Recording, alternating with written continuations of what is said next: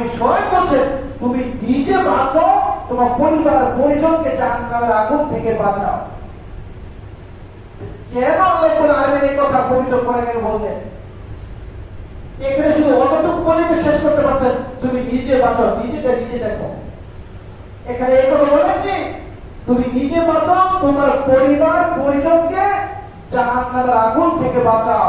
তার মানে তুমি যে তোমার পরিবার পরিজন নিয়ে আজকে ওই খোলামেলা ভাবে বিভিন্ন অনুষ্ঠানে যাচ্ছ, রাস্তাঘাটে তুমি ঘোরাফেরা করছো, মার্কেটে যাচ্ছ, শপিং এ যাচ্ছ, ছেলেরা ভার্সিটিতে যাচ্ছে, মেয়েরা ভার্সিটিতে যাচ্ছে, ওখানে ভার্সিটি কি করছে না করছে তুমি তোমার কোনো খোঁজ খবর রাখছো না।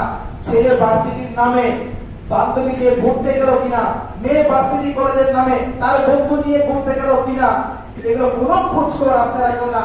আপনি তো মনে করছেন আমার সন্তান বেশ পড়তে গেছে, কলেজে ভার্সিটি পড়ছে, কি না পড়ালেখা শিখে আসছে। কিন্তু একটি বাড়ি খোঁজ নিয়ে দেখেছেন আপনার সন্তান কি করছে, ভার্সিটিকে পড়ালেখা করছে না কি করছে, একটি বাড়ি জানার চেষ্টা করেছেন? যখন সন্তান ধ্বংসের দিকে চলে যায়, বন্ধু বান্ধব আড্ডায় পড়ে যখন সন্তান আর বাপমার কথা শুনে না, সিগারেটে জুয়ায় তা আসক্ত হয়ে পড়ে, তখন সন্তান পিতা মাতা হাত দিয়ে কান্নাকাটি করে, হায় হায় এটা আমার সন্তান কি হলো, আমার সন্তান